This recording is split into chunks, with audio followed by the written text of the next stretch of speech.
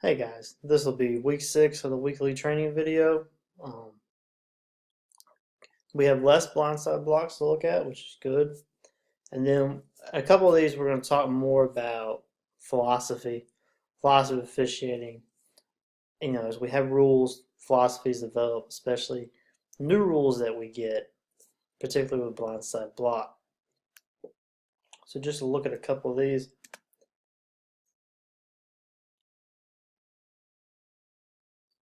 Like we said, punts, scrimmage kicks, that's where a lot of these will happen. And we're going to have one right here, right at the point of attack almost.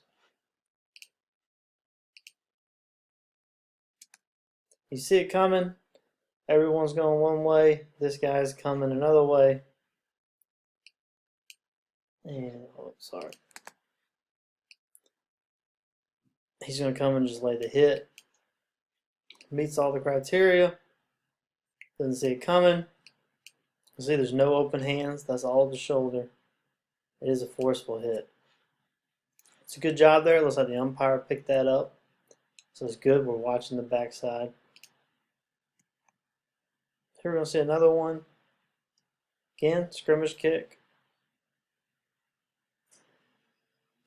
There you go. Everyone's going one way. We have a player going another. And he's going to lay a hit down.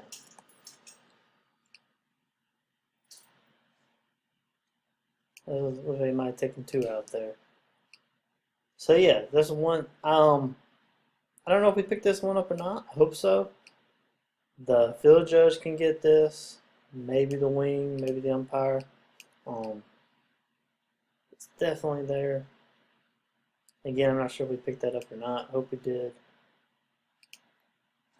Okay, this is the one more on philosophy.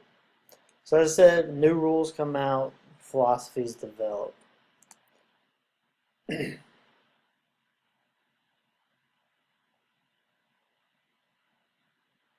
we want to look right there. So we're going to have all the criteria of a blindside block. I'm not going to see it coming. There's no open hands there. He gets forearms out there, but forearms are not open hands. And it's a forceful hit, knocks the guy to the ground. But the defender is in, he has the runner in his grasp. And just the rule, the intention of the rule is it was open field.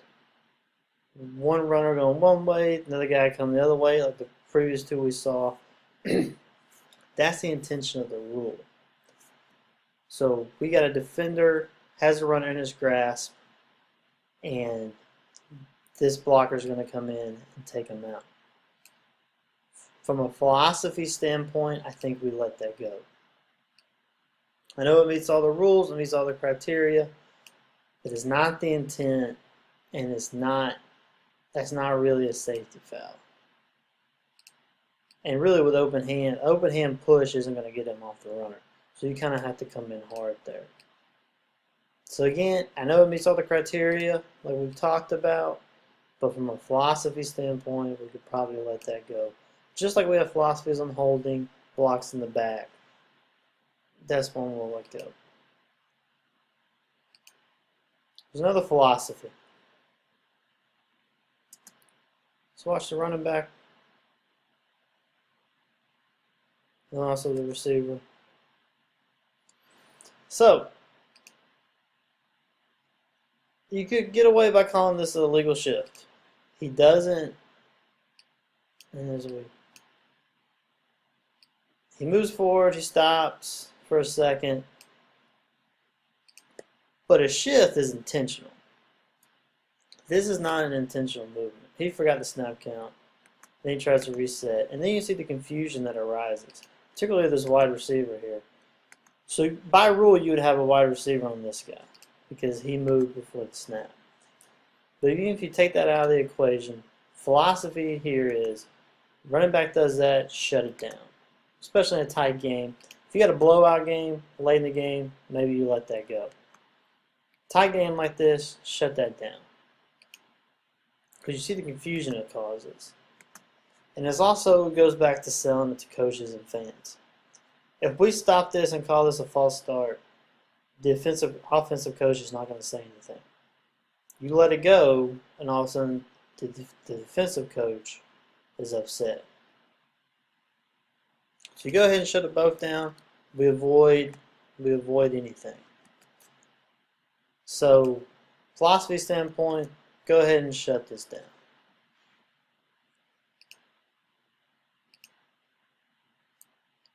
Another philosophy, blocking the back. We saw one a couple of weeks ago. Thought we talked about philosophy, should have let go. Here's another one. We called a blocking the back on this lineman right here. But there's not really, this is when you may be okay letting it go. It's not a hard shove. He really kind of shoves them in the way of the blocker. It's a tough call. You know, it's one of those philosophy, maybe you let that go. There's not really a bearing on the play. Call it, okay, we can see it.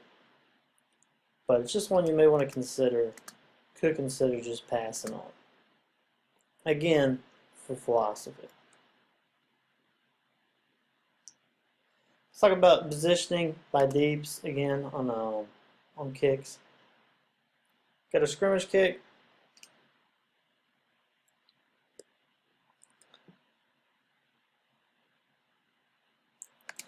Look at the positioning now. Side judge, he's good. But field judge, we want to stay back here when they're in position to make the catch. We don't want to come in straight and straight line it. Because we have a muff. And this is like kind of peeking around there. If you're back here, you see that better. You're not streamlined. You don't have that guy in the way. Now we get this call right. R picks it up, K picks it up, and we shut it down. Good job there. Just not too crazy about the positioning. Again, side judge is good. Instead of coming forward there, I would stay back here because you still got all this. Wider is better. Field judge, stay back here, and you're not having to peer over right there. You're not streamlined. You just have a better view. Here's the end zone view, just so you can see the officials do a good job of getting this call right. Got a fair catch. There's a muff. There's a pickup by K, and they shut it down. Good job not beanbagging it too. It's not a beanbag situation. Different play, same teams. And again, just to show how we don't want to get streamlined. Here we have kind of streamline. Let's stay back because this ball is going to take a hit. You know, nothing precarious happens here, but if we're further back, when this ball takes the hit and starts rolling, we're in a better position to see it.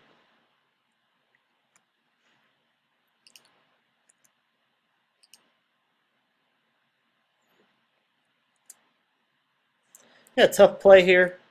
And we're not going to see a whole lot of what's going on. But there's a lot going on. And we can't say definitively what happens. But what we can say is good positioning here by the white hat. Just so you see a better view. So we got kind of a botched snap, a box handle. He's going to miss it. Look at where the white hat is. He's right there. He's right in the perfect view to make this call. Like I said, we can't see whether he's right or wrong. That's not really what we're looking at the moment. We're just looking at positioning on the goal line or in line at this point by the white hat. He's in perfect position to make this call. He's really the only one in the whole stadium who can make this call. Great positioning. He's there. He's ready to rule. Quick ruling. Sells it well. Again, because of his positioning, no one can argue one way or the other. It's a good job there.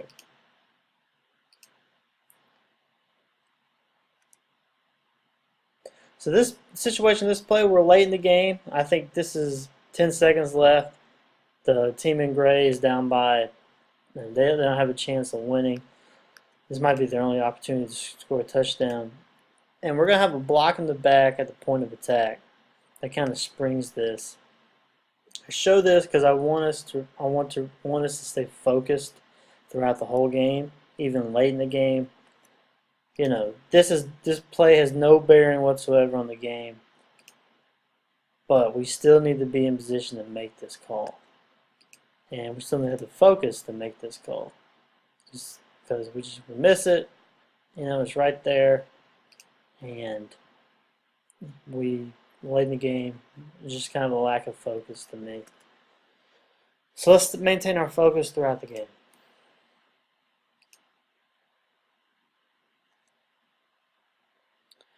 We're going to have kind of a weird play. We had the white team shifting multiple times. And then we're going to have a jump right and they shift here. It's hard to tell this angle if he crosses the neutral zone. Certainly looks like he does. Let's go to the end zone angle where it's a little more clear. And you can see he clearly encroaches in the neutral zone. This should be, you got to have something here. Okay, you defender coming in the neutral zone like that, you got to have something. I would lean more toward on the offense because it's that movement that causes him to jump. It's just like some of those punts we showed earlier where they try to shift the offensive their line real quick, trying to draw the defense offside. They have a quick movement like this where they're coming up quickly.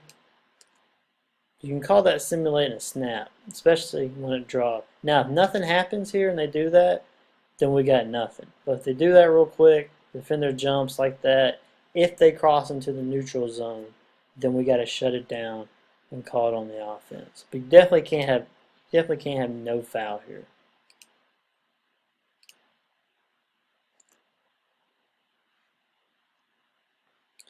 Watch this flanker at the top of the screen, the inside receiver.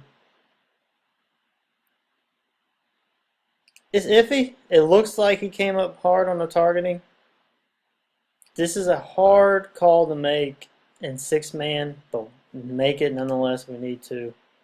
You know, we don't, like I've said, some of these other films, we don't want to harp on how much we need a seventh man. So I don't know if it's coming. But this is one we need to get. It's the wings key. I know the wings got a lot coming at him right now with that runner. But we still need to stay in on this key. Because it looks like right there, it looks like he leans in with that helmet. Right there. Definitely have a thrust up. And it looks like he's leading with the crown of the helmet upward. So I'm not saying we missed it. It looks like we missed it. I hope we have eyes. We had eyes on it. It is the wings key. I know he's got a lot coming at him. But we need to watch out for stuff like that.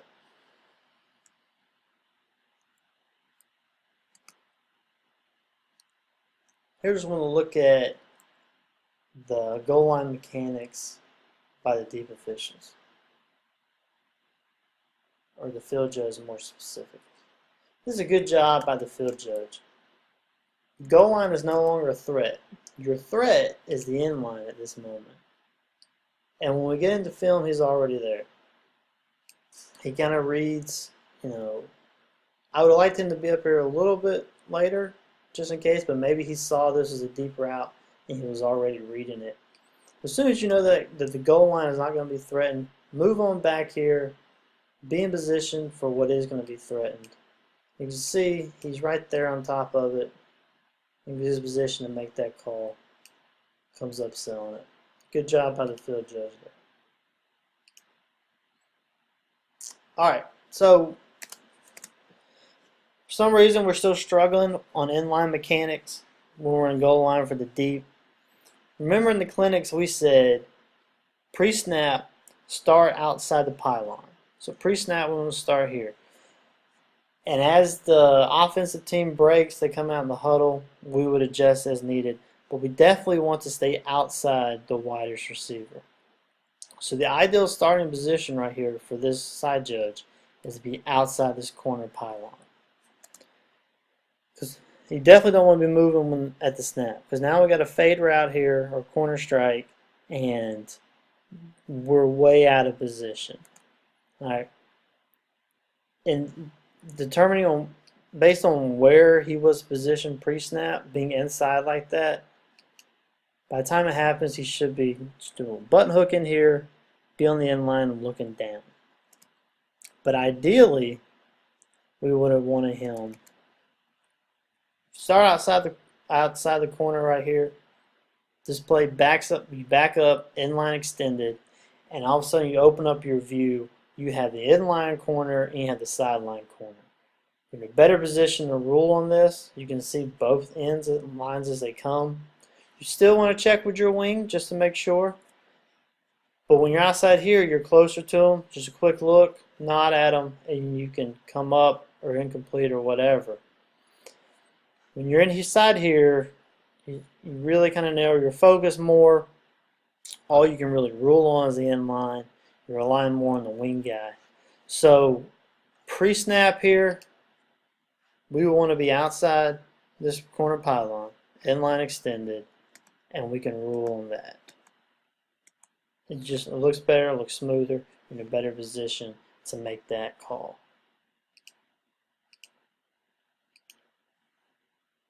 Okay, we got a series of 5 plays here. You don't really see anything on these end zone or the sidelines. So we're going to look at all these end zones. And we want to watch number 17 right here. I'm going to come in low, and he goes right at the defender's legs. And this is very delayed. There's no way he's going after the kick there. See how delayed it is? I mean, it's flat out, that's dirty. We would want to flag that. That's got to be the umpire.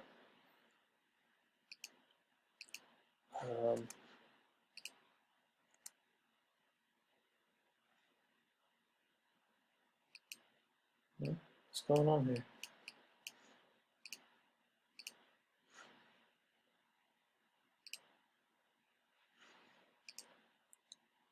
It's the same guy, number 17. And he's gonna go. That time he's not even going toward a gap. Going straight at a guy's legs. It's very delayed. There's no way he's going for the ball. He's just trying to go after a kid's legs. Watch him again. Same guy.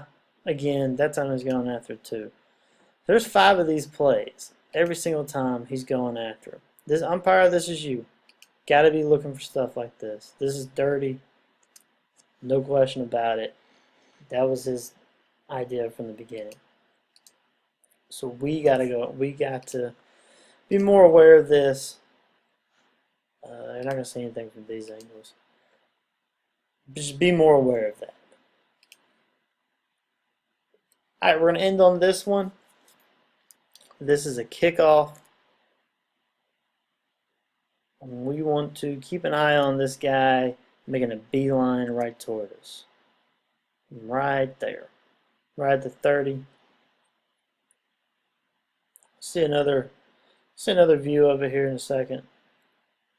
This time he's going to be going away from you. There he is, moving across the top of the screen, and bam. Alright, so let's look at this. This is not a blindside block. Remember, blindside block, you have 3 criteria. Defender doesn't see it coming, no open hands, forceful contact.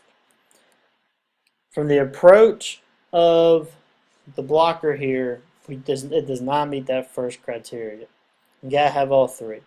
The defender sees it coming, especially from the approach angle. And you can see he kind of even defends himself right there. So we don't have the blindside block. We definitely have a targeting. You can see here, he lowers that head. Initiates the contact high. You can see how the guy, the R player's head hits back like that. Then you got to follow through. Kid's hurt. He's hurt really bad. Now watch him come back, and he's going to taunt him. That alone, the targeting alone, you know, he even got 15 yards there. Now, coming across the field like that, that alone is not so egregious. Some return teams, that's what they teach. Before the kick, they pick a guy, and that's who they're going after. But the viciousness of the hit And now the way he comes back and taunts like that, I think we have a heavy support here for an ejection. I don't like ejecting kids. I really don't. I try to avoid it at all possible. I'm going to try to teach you guys to avoid it. We really want, if there's 2 flags on a play, we want both officials to agree on the ejection. And we really want you, if you're the only one to flag it, you got to know for sure. You can see here, just the way you'll see better the launch, the leading with the head, definitely have a targeting. And this kid was really hurt. I think he broke his jaw, maybe his orbital socket. And again, coming back to taunt him like that, gotta flag it. But we gotta have the flag anyway for targeting. I would support the ejection. Now, 6-man, we're spread out. This could be hard to see, but this is why we key off the K players. So it's hard to tell which one he is with number 7. I can't tell where he started. I think he's one of these 3, so that's your deep guy. That's why we follow the K players down the field. That's why we key off the K players. It makes it easier to see stuff like that. Stay with your keys. I know it's hard when they get spread out like that, but this is a big play that we miss when maybe we shouldn't have. That's it for this week. Good luck this Friday night. Season's winding down. We're in the back half of the regular season. Stay focused, stay sharp, and have great games.